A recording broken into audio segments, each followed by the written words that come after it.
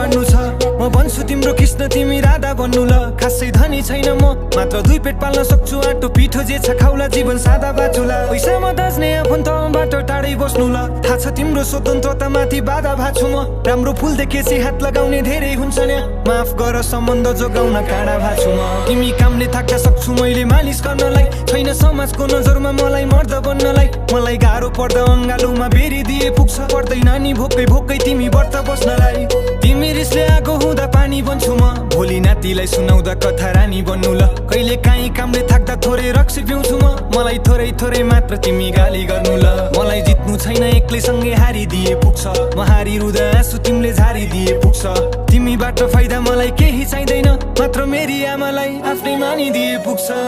आउनु है तिमी फर्केर बसिरहन्छु म पर्खेर